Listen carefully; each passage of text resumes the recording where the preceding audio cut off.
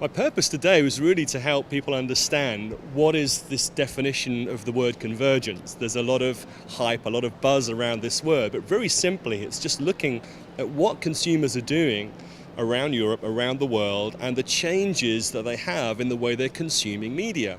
So that's everything from the fact that I buy a mobile phone not just to make calls, but to use it for music or take photographs or Facebook or all sorts of different things that I now need a mobile phone for is exactly the same thing that's happening across television.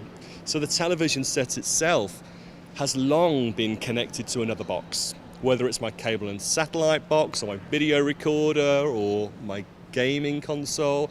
And so really we're changing what we can do on those devices, and they will just become apps rather than the hardware. It'll become the software on the machine so we can customize and control it.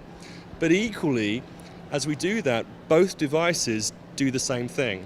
I can Skype on my TV or watch video TV content on my mobile phone. So suddenly it doesn't make any sense to sort of say, oh, this is online, or this is mobile, or this is television, because those words don't mean anything today. Because actually every device can do everything. And so really it's a matter of saying, well, what is it that you're trying to do? What are you trying to consume? How are you trying to produce content, distribute, view, or interact with content? And what does that device enable me to do that another device may not? And so this challenge of smart television is the interesting one. There's a real debate of saying, well, if TV has just become dumb and another monitor, why are we now trying to make it more intelligent and smart? And the challenge of doing it, very simply, is because it needs to have a lifespan. And it has to be flexible enough where we can change the things that are happening on there using the software. It needs different sensors. It needs a camera for Skype. It needs to be able to receive multiple signals in from multiple different places. It needs to be able to do something intelligently with the content and then talk to the other devices which I'm having in my hand. And so suddenly those opportunities is really not just looking at broadcast and the fact of it goes from a point A to point B. It's actually now going from point A to multiple points where, when I want to use it. And so suddenly it changes everything from not only how we interact with content or share content, but also how we purchase using these devices which talk to each other. The problem that we have as an industry right now is we tend to sort of tackle the legislation or the technology in a very simple way. Do you want it, yes or no?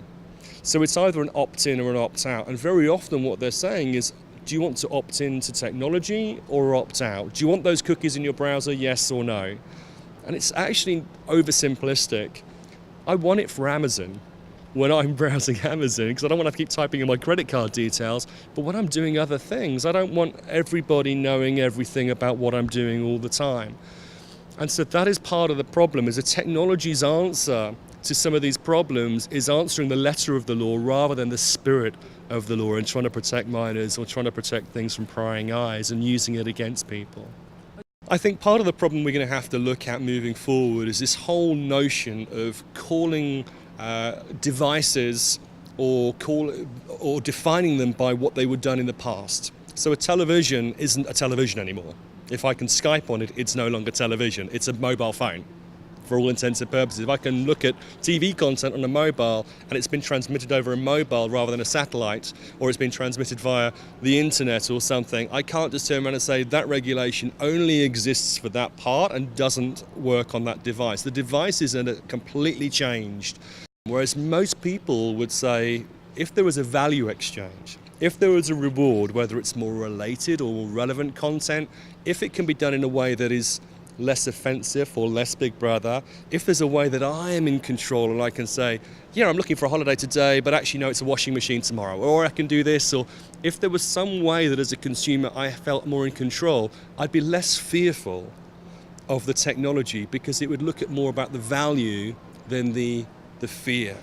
So the Internet of Things, or ubiquitous computing as it's known, is actually the third wave of technology. And so what happens is that in the majority of situations, it's no longer just about personal computers. There are multiple devices that are talking to each other. And so therefore, a very simple example would be your mobile and your and your mobile and your television, using it to control the content, turning something up, turning something down, turning it on and off. I have my heating system connected to an app. So when I'm away from the home, I can go, oh, my heating's on, turn it off, or whatever else. It's not just the typical PC anymore. There's multiple devices. This is the start of the Internet of Things. It's things becoming individually identified and the ability for it to talk to each other. So suddenly there is a lot of exciting opportunities, but like everything, there is a flip side. It also creates problems, it creates privacy, it creates security issues, it creates, well, what if that information is in the wrong hands? What if the paedophile knows where the children are? What if, somebody over here who I don't want to know about that information knows there? And so part of this balance isn't to turn around and say, let's stop this progress, because there are many positive aspects of it, but we must start to look at saying, well, how do we protect and make a calculated decision to move forward into this ubiquitous computing, into this Internet of Things, into this sci-fi world of my car knowing all sorts of things about me and talking to my garage and whatever else, but then suddenly in a way that doesn't suddenly offend me or is too much overboard. And so there has to be safeguards, gatekeepers put in place to protect this in order for consumers to adopt it.